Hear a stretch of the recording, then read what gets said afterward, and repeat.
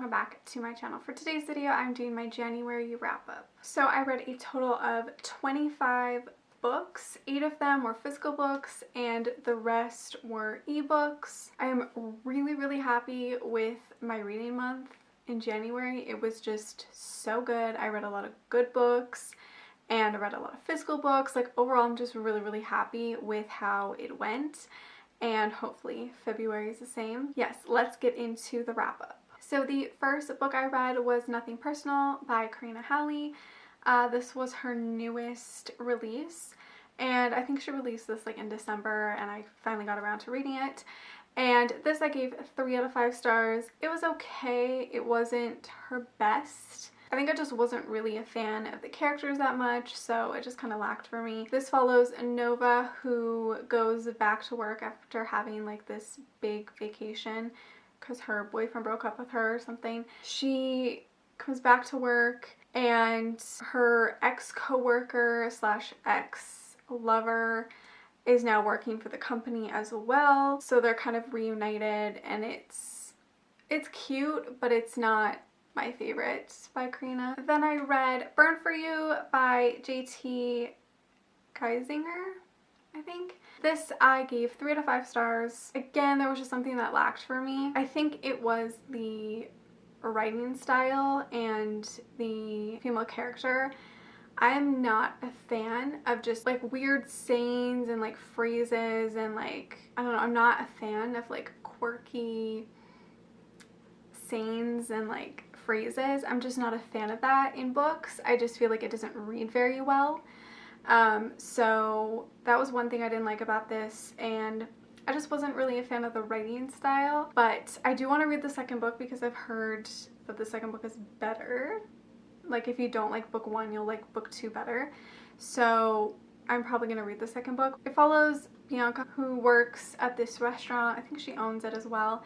And Jackson, this very rich dude, comes into her restaurant and he's extremely rude to her, but basically hires her to cater like one of his fundraisers. And I forget like what happens, but there's like this marriage of convenience plot in here. And yeah, I just wasn't really a fan of the writing style. So then I read Babymaker by P. D'Angelico.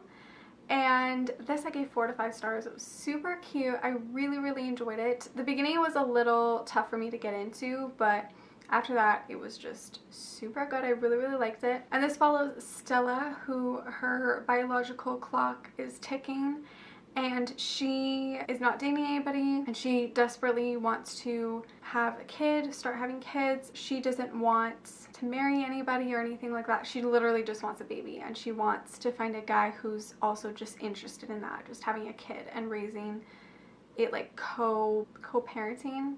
And then she meets Dane, who is also looking for the same thing. No marriage, just a baby. And they meet, things happen, it's super cute. I highly recommend. Then I read Me Alexei by Kendall Ryan, and this was pretty cute. I gave it 3 out of 5 stars. Not my favorite by her either. This follows a girl who her roommate just leaves her kid with her, and she doesn't really know what to do. She kind of like has to raise this baby now. And she meets Alexei, who he offers to help her out a little bit, and they start kind of like co-parenting and slowly falling in love. It's pretty cute and I did enjoy it, but it just lacked a little for me. Then I read Boss by Kitty Evans, which I received a NetGalley arc. This is out in March. It follows Alexandra, who has worked for this company for years, and she feels like she is about to become the CEO or the owner or whatever, because her boss is stepping down, and instead of her being the one to step up, the former owner's son comes in the picture, and he wants to own the company, but nobody really takes him seriously, and it's about him and Alexandra just basically fighting over this job position and them falling in love. And It was cute. It wasn't the best. It just lacked for me a little bit. I think because it's so short, you don't get that much. Then I read Legend by Sawyer Bennett, and this is book 3 in the Arizona Vengeance series. I got an arc of this from NetGalley. This is actually out on the 5th of February, and I loved this. I gave this 4 to 5 stars. It was so good. It's definitely like my second favorite from Sawyer Bennett. Like, it's so good. This follows Legend and Pepper, who are neighbors, and they basically despise each other. Pepper is like this really obnoxious, fun, crazy girl who has like the tackiest house decorations on the outside of her house, and it drives Legend crazy. And one night, Legend comes home from the gym and he sees this thing on his step, and he's like wondering what it is, and he goes to see it, and it is a baby. It's just like this random baby in this little basket on his doorstep, and there's a note saying that it's his kid and that the mother just couldn't handle it. And he immediately starts panicking, and he goes to Pepper for help. It's just about them falling in love and raising this kid together, and it's so cute. I just loved it. I really, really loved it. Then I read Faking It by Kay Bromberg, and this I gave 3 out of 5 stars. Decent read, but I don't know, it just wasn't my favorite. Like, I don't know, a 3 stars, like a decent read. There's nothing super wrong with it. There was just nothing I really liked about it. So this follows Zane, who is a Australian entrepreneur, and he runs into our female character who is looking for a job, and they get swept up in this dating site app thing, and so they have to pose as a couple for the like entire time that they're promoting it.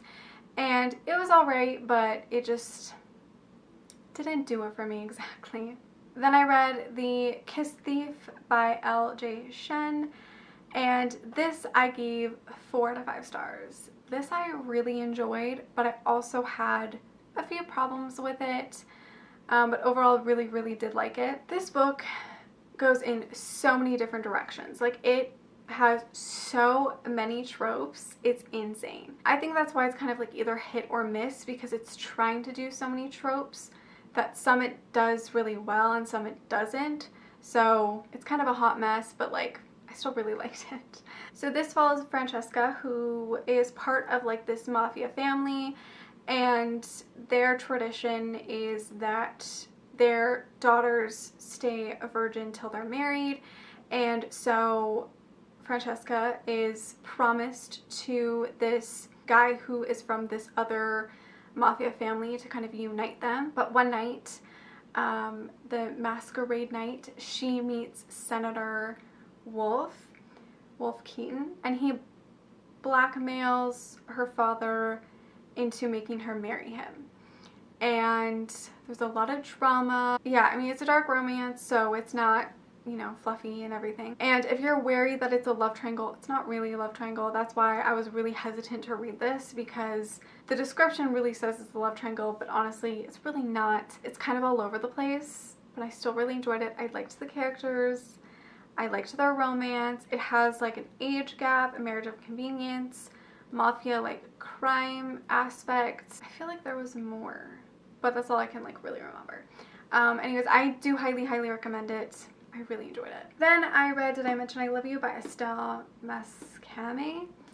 And this I gave 3 to 5 stars. Initially I'd given it 4 stars, but the more I thought about it, the more I decided to give it a 3 stars. It was good, but I think if I would have read this like even 2 years ago, I would have loved it a lot more than reading it now. I just feel like I've read so many books like it. I understand why people love this and why they're obsessed with it, but it just didn't really do it for me. I don't know. I kept reading and I like wanted to know what happened, but then when I put it down, I was like, do I even want to pick up book 2 and book 3? Like, do I actually care that much? And I don't know if I'm going to read the 2nd and 3rd book, but maybe if I find them for super cheap somewhere, I might. Yeah, I mean, I don't know. There was just something about it that like I didn't love that much. I think because it was so predictable for me, just because I've read so many books like it before. And as I said, if I would have read it like even a year ago, I probably would have loved it, but So this follows Eden, who goes back home to live with her father and her stepmother and stepbrothers. And she basically like falls in love with her stepbrother, and there's lots of high school drama and all of that. I mean, if you love After and Beautiful Disaster and that kind of stuff, like, I do recommend it. I think you'll like it. This definitely reminds me a lot of Paper Princess. This is like YA, so. And then I read the Kane Trilogy by Stylo Fantôme, and I basically gave all of the books 4 stars. The first one I feel like is more of 3.5. The first one is Degradation. Yeah, this one is more like 3.5. These books were not at all what I expected them to be. I really enjoyed them, but like I also had issues with them. Tatum really drove me insane. Like, I know she was like 25, but she honestly still acted like she was 18. She was just very immature, and like all she did was like run from her problems. It just like drove me insane. And Tatum is a very like naive, shy, rich girl, and she meets Jameson Kane, who is a lot older than her, and he is super smart and rich. They have like this one spectacular night together, and that's kind of it. And then 7 years later they reunite, and it's just literally like they play these games with each other with their feelings, and like that drove me insane as well in the first book. Like yeah, the first book is more 3-star. I think I'm going to change it after this because I have it at a 4 right now, but I think I'm going to change it to 3 because the first book kind of drove me crazy, but I did want to keep reading, so I did obviously continue. So I read Separation, which I gave 4 stars, Reparation, which I gave 4 stars, and then the like end novella Completion, which I gave also 4 stars. This is pretty dark. It's not like a light, fluffy romance. It's very dark. It deals with some pretty dark topics, and I know I'm not explaining the synopsis very well, but I feel like if you like dark romances, this one is one to kind of go into blind, because I just feel like you get the story better that way, you know. But yeah, I did enjoy it, and even though Tatum drove me insane throughout all of the books, I still really enjoyed it. Then I read Bound by Honor by Cora Riley, which is the first book in the Born in the Blood Mafia Chronicles. This I've had on my TBR for like years, and one of you guys commented on one of my videos saying because I love A Monster in Disguise, I should check out this. So I did finally, and I gave the first book 5 out of 5 stars. There was just something about it that I loved. Like, it's nothing super special, and I just like had to give it a 5 because I could not stop thinking about it. Yeah, it was like 3 days later and I could not stop thinking about it, so I was like, okay, yeah, I need to give it 5 stars. So this follows Arya, who is a daughter of a mob family, and she is now 18, which means she needs to marry, and so she marries Luca, who is the son of another mafia family, and he's a lot older than her. So this starts off like with her and her wedding day, and it's just about her and Luca falling in love and then also dealing with being in the mafia. And it doesn't really have a plot, to be honest. Like, it really doesn't, but I still really loved it. I couldn't stop thinking about it, and I just really enjoyed it, so I gave it 5 out of 5 stars. Then I read the Matchmakers Playbook by Rachel Van Dyken. I'm not going to go too much into this because I do have my review for it for my Passionflix series, so I'll link that down below so you can check more about this book. This I gave a 3 out of 5 stars, and this follows Ian, who is a former NFL player, and he started this company with his friend called like the Wingman Company or something. Wingman Inc., where they help girls get the guy. He meets this girl who needs help. She wants to get this guy, and so she hires Wingman Inc. to help her, and Ian gets the job, and they slowly fall in love. It was cute, but I enjoyed the adaptation more. Then I read Bound by Duty by Cora Riley. This is book 2 in the Born in Blood Mafia Chronicles, and this one I gave 4 to 5 stars. I didn't like it as much as the first book, but I still really did like it, and this just follows Arya's cousin, Valentina, I think. And yeah, so I give that one 4 stars. I really did like it. I definitely want to continue this series. I kind of have taken a little bit of a break from it, but I am really excited to continue. Then I read The Bourbon Thief by Tiffany Reeves, which I gave 4 out of 5 stars. I really enjoyed this. This was so different and unique. And this was my first Tiffany Reeves book, and I'm very excited. I cannot wait to read more from her. Historical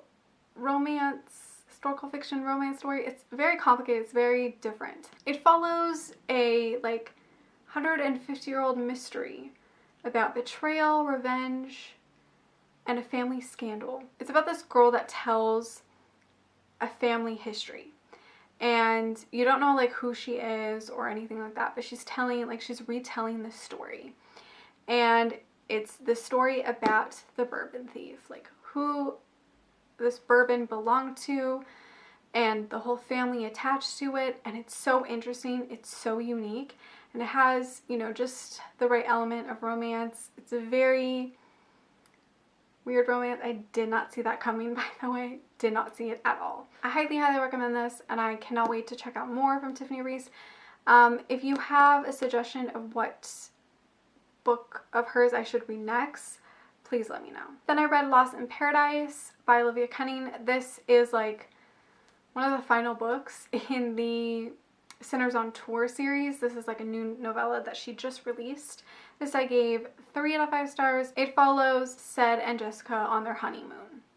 Super cute, really liked it, but you know, it wasn't worth more than 3 stars, to be honest. I still really did like it, and it was nice to return back to these characters. Then I ended up getting my copy of 99% Mine by Sally Thorne. I got it early, which was amazing. I'm so happy. I got it literally a week early. So this I gave 4 out of 5 stars. It's not top level to The Hating Game. I'm just gonna say that. I found the first 50 pages really hard to read for some reason. I don't know if it was just like, maybe I wasn't in the mood or something, but I found the writing and the character, like Darcy, I found it really hard to read for some reason. And I was like, oh my god, am I gonna DNF this? Like, it just felt really hard to like start with, which is really weird. It follows a Darcy who is a twin, and she has been in love with Tom, honestly, her entire life. Tom is like their childhood friend. Darcy's grandmother passes away, and she and her twin brother inherit the house, and her brother like wants to sell it and renovate it and like get it on the market. So they hire Tom to help redo the house, get it ready to sell. And so Darcy and Tom are spending so much time together. They're kind of falling in love. It's pretty cute. I did really like it, but it was really hard for me to get into for some reason. And yeah, but I still really love The Hating Game more. And that Hating Game epilogue, thank you. Like, thank the heavens for that, because that was beautiful. Then I read Overnight Sensation by Serena Bowen, which I gave 3 out of 5 stars. Honestly, I feel like I should have given this 4 because I did like it, but just something lacked for me. So this is book 5 in the Brooklyn Bruiser series, and this follows Jason, Heidi and Jason, who have always kind of been attracted to each other, but they kind of tiptoed around one another. And one night they just kind of spend the night together, and her father is extremely controlling, and he wants her to work these really like stupid jobs, and like she works with the rink and like the hockey company, and so she sees Jason a lot, and they keep kind of bumping into each other. And then she needs a place to live, so she ends up moving in with him and his roommates, which I can't remember who it is. And yeah, they like slowly fall in love. It is super cute, and I think I was just kind of feeling slumpish, so I ended up giving it 3 stars, but it was really good. Then I ended up getting my copy of Gentleman Sinner early as well. I don't know what it is with Indigo, but they've been sending me their books early. This comes out February 5th. This I gave 4 to 5 stars. Again, really enjoyed it.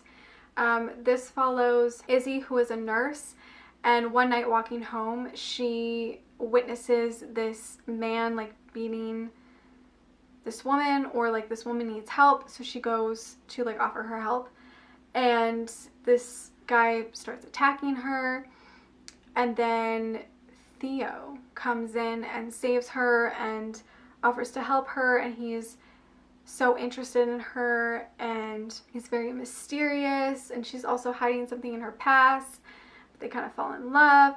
Pretty cute, pretty great. Theo reminded me a lot of Jesse, by the way.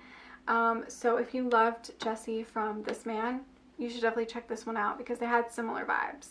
But yeah, I really did enjoy it. I say really did enjoy it way too much. And then I went on a 7-hour road trip, and I brought 4 books with me. I ended up reading 3 of them, which I'm very happy about. So the first one was The Chemist by Stephanie Meyer. I think I've talked about this in a video before. I think it was called Books and Music or Songs and Books or something like that. I'll link it down below. But often when I go on a road trip, I listen to music, and I listen to one song on repeat the entire time I read one book. So for this book, I ended up listening to Human of Monsters and Men, and loved that. Great pick on my behalf to pick that song to listen to this. This I gave 4 stars, but the more I think about it, the more I want to give it 5. Like, I actually really loved this. I don't know if it's because it's been so long since I've read like a thriller mystery book and that's why I loved it so much, or just because I really did enjoy it. Like, I don't know if giving it 5 would be too generous or not. I don't know. I literally bought this the day it came out, which was like November 2016, and I have finally read it. I don't know what took me so long. But this follows a former government, like, scientist doctor who is on the run because the government is trying to kill her, basically, because she knows things that she shouldn't. So she's kind of living on the run. And one day a former co-worker tries to contact her and says that they need help finding this other person who could like destroy the world, basically, and that they need her help to find him and, you know, extract information from him. So she decides to do it, and things happen. I really did enjoy this. The romance is a little weird. I understand that it's weird, but like, I totally was digging it for some reason. Like, I was like, I don't care. Like, I love this romance. Like, I've read weirder romances. So yeah, I really enjoyed this. If you like spy, government, thriller-ish, more of a mystery, then I highly recommend this because I really did like it. I really did like it. I also feel like music definitely intensifies my feelings towards a book. Does that make sense? I don't know. Then I finally read Sweet Bitter by Stephanie Danler, which I gave 3 out of 5 stars. And the more I think about this, the more I like want to give it 2 or like 2.5. And for this one, I listened to Red Wine by M.O. And this follows Tess, who is 22, and she moves to New York by herself, and she starts working at this restaurant, and she learns all about New York culture and the restaurant life and working with so many different people. And she is intrigued by one of the employees named Simone and Jake, who have like this weird relationship, this weird friendship, and she's so intrigued by both of them. It's just a weird book. Like, I don't like the writing style. That's one of the things I did not like about this book, was the writing style. It was just really choppy and weird.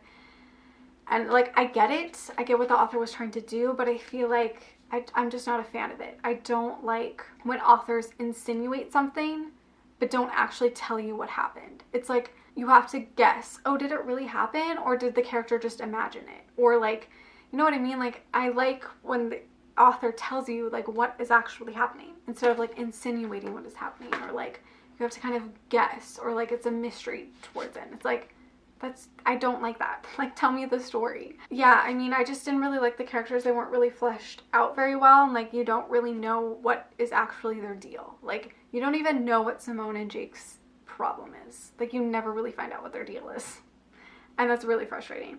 I did also watch the TV show, which actually was very different. It was similar, but they changed things around a lot and like added things. It was just kind of weird. I'll talk about that in like my TV show and movie wrap up at the end of February, so in March. But yeah, I think the more I think about it, the more it's like a 2-star or 2.5. Like, I get this book, but I also don't get it at all. Does that make sense? Like, I get what the author was trying to do, but I also don't get it. And then the next one I read on my road trip was A Million Junes by Emily Henry, which was actually supposed to be my February TBR jar pick, and I ended up reading it before the beginning of February, so whatever. But this I gave 4 to 5 stars. I really enjoyed this, which is so weird because I did not like The Love That Split the World. I just feel like that one was really weird. I didn't understand it. But this one I thought was so well done. I really enjoyed it. I loved the romance. I loved the storytelling and the kind of like magical realism aspect to it. I just thought it was so beautiful. So I gave it 4 stars. And I listened to St. Jude by Florence and the Machine. Yes, this follows 2 feuding families that whenever they cross paths, bad things happen.